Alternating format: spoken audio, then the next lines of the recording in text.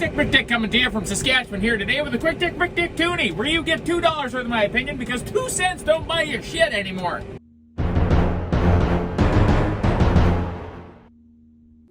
Tell me that's not cool. Anyways, this is a Toonie. If any of you are new to the Quick Dick channel, I do a lot of swearing in these, so just like a reminder, watch it before you let the kids watch it or something like that. Fucking cat comes out of nowhere. I swear in this one, so yeah, here we go. Now there are two kind of important things going on right now.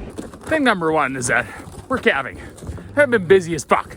So if you're wondering where I've been, you can find me between here and there, okay? And number two is that there's a lot of shit coming down the pipes in Canada right now from multiple sources, namely CSIS, indicating that the Chinese Communist Party's been fucking around with our federal elections and our federal government knew about it, chose not to fucking do anything about it. And this shit smells bad. Well, I'd say it smells something like this wheelbarrow full of afterbirth. But whenever our dear leader's pressured about anything that's going on in his party, of course there's nothing to see here.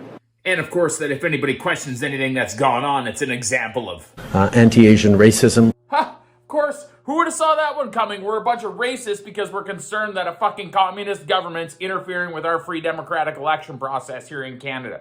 Why don't we look at a few of the things that have been leaked by CSIS and the Privy Council office? Okay, so in 2014, allegedly, there is a conversation that's captured between the Chinese consulate and Zhang Bin. And Zhang Bin is to donate $1 million to the Trudeau Foundation, and the Chinese Communist government will refund that $1 million to him. Now, of that $1 million, only 200 grand actually made it to the Trudeau Foundation, but then fast forward to present day, and then as soon as all this shit starts getting stirred up, the Trudeau Foundation just goes, oh yeah, you guys have it back. We actually don't want it because there's nothing to see here.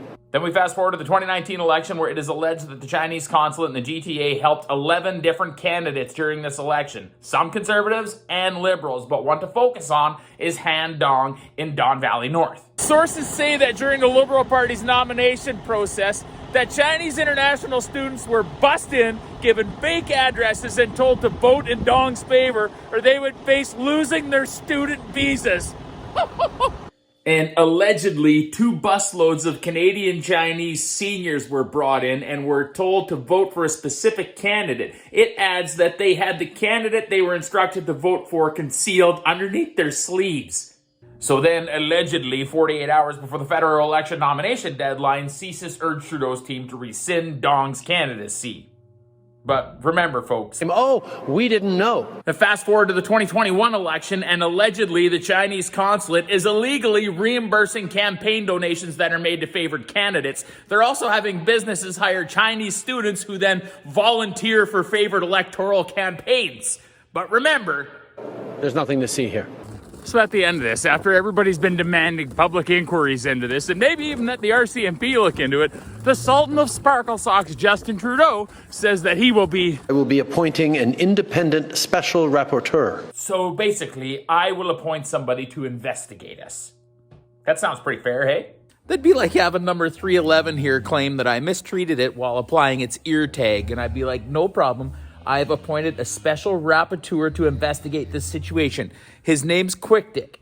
Okay, he's going to be very nonpartisan, okay? But as for the CSIS whistleblower or whistleblowers, well, Justy's going to sick the RCMP on them to figure out who it was, because that's more important, right? Well, here's my toonie, my friends. It is important. We have members of CSIS that are leaking information to the press that are a matter of national security, and they're doing so in a partisan way. We should probably get it figured out. So we got somebody from CSIS acting like her, well, then you're just riling everybody else up for no fucking reason, and that's no good for anybody. If someone within CSIS is fucking around here, well then yes, let's find out and get it figured out. But on the other hand, if someone in CSIS is not fucking around, and we have elected members in our government that know that this shit is happening, and they're choosing to do nothing about it, well then let's find that out as well. Now, the amount of interference that's being alleged here obviously isn't enough to have thrown the federal election whatsoever, but that shouldn't matter. If we live in a country where we allow students and seniors to be loaded on buses and have their livelihoods threatened if they don't toe the line of the Chinese Communist Party while on Canadian soil, we should be ashamed of ourselves. And if we have federal representatives that knew that this was going on and did nothing about it because it benefited them, they should be held accountable for it. And how about we don't keep things in a secret committee here or appoint a rapporteur to look into this? Public inquiry? Yeah, but do we really even need that? 4 years and millions of dollars to figure out who knew what when? We live in a country that can figure out who donated a fucking dollar to a trucker protest convoy that was in Ottawa and freeze their fucking accounts pretty fast. I'm sure that we have the capability to get figured out what the fuck was going on here and what we're gonna do about it. Oh, and to any of my Chinese Canadian friends that tried to come to Canada to get away from these communist pricks, I'm sorry that our Prime Minister calls us all racist when we try to stand up to make things right here in Canada for you. Now, I've barely scratched the surface of all the shit that's going on right now with this whole debacle because we'd be here all night going through it. But let me tell you this, if we got guys like Mark Garneau that are jumping off of the ship, and then we have guys like John McKay that are saying things like this. The government of China is an existential threat to Canada on a multiplicity of levels. We should probably be pretty fucking concerned.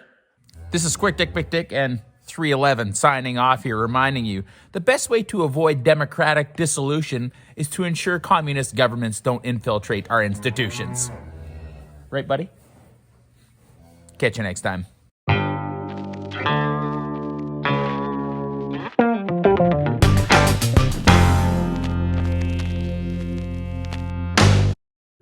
Oh, one last thing before I go and start mucking out Afterbirth from Pens again here. If anybody's down in the comments section there that's talking a bunch of stupid shit like calling for violence or stretching necks or doing a whole bunch of stupid fucking commenting that people sometimes do down there, if the algorithm in YouTube lets it get in there, I'm going to take it down if I see it, all right? No bullshit of talking about fucking stringing people up. That's not what this channel's about. This channel's about informing people so we can talk about it. That's all there is to it. So be real in the comment section. Don't be a bunch of fucking jackwagons, all right? I'm going to go delete my TikTok account because the Communist Party of China has probably already infiltrated my banking information. So catch you next time.